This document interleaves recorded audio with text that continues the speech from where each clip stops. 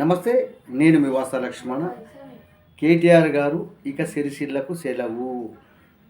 నేను చెప్పింది వాస్తవమే. వాస్తవానికి గత అసెంబ్లీ ఎన్నికల కంటే ముందుగానే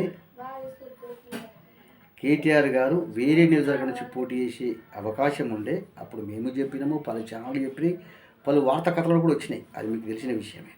కానీ వేరే ప్రాంతంలో గెలిచేందుకు అవకాశాలు లేకపోవడం వల్ల సిరిసిల్ల నుంచి పోటీ చేసి పద్మశాలి ఓటు చీల్చేందుకు ఒక పార్టీ అభ్యర్థిని తానే పోటీ చేయించినట్టు సమాచారం. ఆ మధ్యలో పుకార్లు కూడా వచ్చినాయి. గెలిచిండు, తక్కువ మెజార్టీ వచ్చినా సరే గెలిచిండు. ఇక్కడ ఈయన గెలిచిన తర్వాత అక్కడ అధికార పార్టీ మార్పు జరిగింది. కాంగ్రెస్ ప్రభుత్వం వచ్చింది. వచ్చిన తర్వాత రేవంత్ రెడ్డి గారికి కేటీఆర్ టార్గెట్.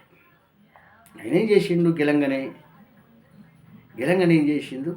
బతుకమ్మ సీలకు బ్రేక్ చేసిండు. రేవంత్ రెడ్డి గారు ఏం చేసిండు? కేటీఆర్ ఉనికిని దెబ్బతీసేందుకు పద్మశాలి మీద కోపంతో కాదు రేవంత్ రెడ్డి గారు చేసింది, కేటీఆర్ మీద కోపంతో కేటీఆర్ రాజకీయ ఉనికిని దెబ్బతీసేందుకు బతుకమ్మ సీలకు బ్రేక్ చేసిండు. టిప్టు కావచ్చు, చేత కావచ్చు, పలు రకాల చేనేతలకు సంబంధించిన సంక్షేమ పథకాలకు బ్రేక్ చేసిండు. దానికి కారణం ఏంటంటే కేటీఆర్ ఉనికిని దెబ్బతీయాలి. దెబ్బతీసి సిరిసిల్లో ఉన్నటువంటి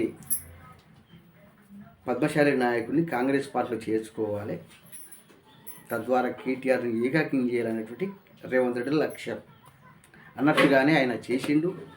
నిన్న కొన్ని పథకాలను మళ్ళీ పునఃప్రారంభించిన రేవంత్ రెడ్డి గారు. అంటే సిరిసిల్లలో ఏంటంటే అక్కడ నేత పరిశ్రమ కాబట్టి, అధికార పార్టీ వైపు ఉంటే నేత పరిశ్రమ నడుస్తుంది కాబట్టి అక్కడ పోక తప్పని పరిస్థితి పద్మశాలి నాయకులకు. కాబట్టి నేనేమంటున్నా అంటే ఇక్కడ నుంచి సిరిసిల్లలో కేటీఆర్ పట్టించుకోడు. కేటీఆర్ నాకెందుకు అన్నట్టే ఉంటాడు. ఇంకొక విషయం ఏంటంటే సిరిసిల్లకు కేటీఆర్ అభివృద్ధి చేసిండు అని మీరు అంటున్నారు కదా మిత్రారా. ఆ అభివృద్ధి మాటున పద్మశాలి సమాజానికి భారీ నష్టమైందో మీకు ఈ వీడియో తర్వాత చెప్తాను. ఇట్లా ఫాలో అవుతుండండి. ఏదేమైనా సరే సిరిసిల్లలో కేటీఆర్ చాప్టర్ క్లోజ్.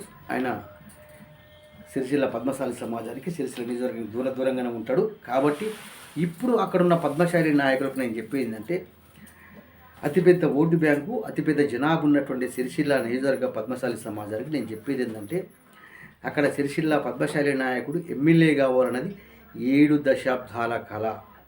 ఇప్పుడు ఆ కళ సాకారమయ్యే సమయం ఆసన్నమైంది.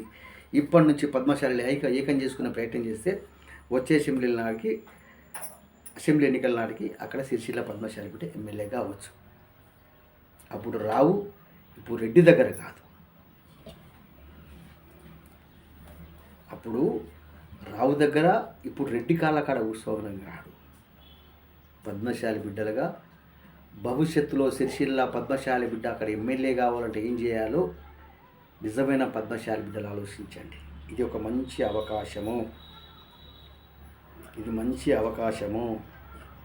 ఆలోచించండి సిరిసిల్ల పద్మశాలి సమాజమా. సిరిసిల్లలో టీఆర్ఎస్, కాంగ్రెస్, బీజేపీ 3 పార్టీలకు హఠావో,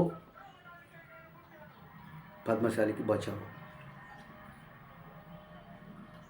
ఏ పార్టీ పద్మశాలి నాయకునికి ఎమ్మెల్యేగా అభ్యర్థిగా అవకాశం ఇస్తే ఆ పార్టీకి పద్మశాలి జిందాబాద్ కొట్టాలి.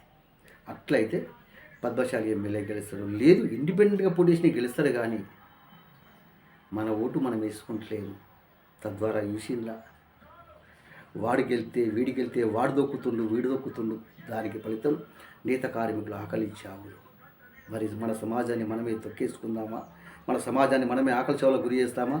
లేదా సిరిసిల్ల పద్మశాలి 70 ఏళ్ల కల సాకారం చేసుకోవాలంటే ఇప్పటి నుండే పద్మశాలి నాయకత్వ నిర్మాణం చేసుకోండి. అక్కడ కొండలక్ష్మి బాబుజీ సాక్షిగా పద్మశాలి బిడ్డ ఎమ్మెల్యేగా ఉండాలి అనుకునే వాళ్ళు వీడియో షేర్ చేయండి. నమస్తే. ఎంతకాలం బానిసలుగా బతుకుతాం? ఇలా చాలామంది అంటారు కేటీఆర్ వచ్చిన తర్వాత సిరిసిల్ల అభివృద్ధి చెందిన అంటారు. నేను మాత్రం అభివృద్ధి చెందినడం లేదు, సర్వనాశనం అవుతున్నది. ఇది వాస్తవం చెబుతున్నా.